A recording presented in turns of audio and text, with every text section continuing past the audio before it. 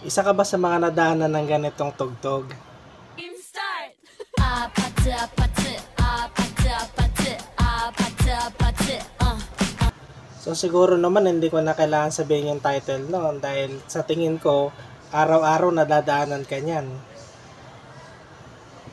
Ito yung sikat na sikat ngayon na kanta nila Bruno Mars at ni Rosie ng grupong Black and Pink na member. So kilala naman natin si Bruno Mars bilang isang singer and songwriter at kilala din ng mga Blackpink fans si Rosie, which is isa siyang South Korean and taga New Zealand din na singer.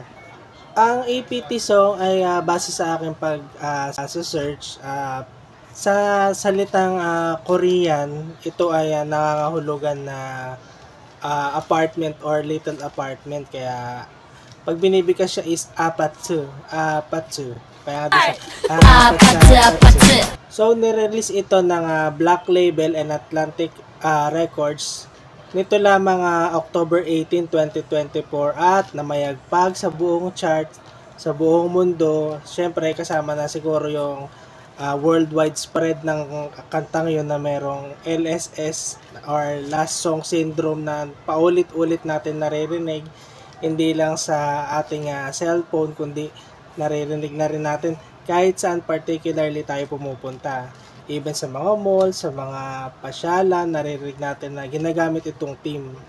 At ito din yung single ni Rosie sa kanyang upcoming album, which is syempre kumbaga panghila para sa kanyang paparating na debut album. Ang APT o APATO ay isa din palang kilalang game sa Korea. Drinking game actually ito. So sa isang video nagturo si Rosie tungkol kung paano gawin yung Korean drinking gameplay na ito. So ang first step babanggitin syempre yung kinanta nila yung apat-apatsu, apat-apatsu, and then daw magi-stop at kung sino yung magi-stack nung sa kamay, siya magsasabi ng number, for example number 5. Syempre kung ilan kayo, 1, 2, 3, 4, 5. Kung sino yung nasa 5, siya yung iinom.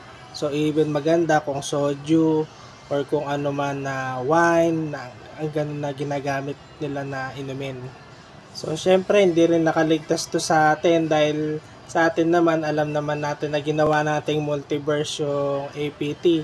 Yung apat-apatsu na multiverse, kung ano-ano yung minix natin na kanta. So, very creative lang din sa part natin. Pero, all in all, isa itong worldwide global na kanta. At hanggang ngayon, usong-uso pa rin. So, tingin ko magandang laro na rin to sa Christmas party, yung apat-sapatsu. Hey!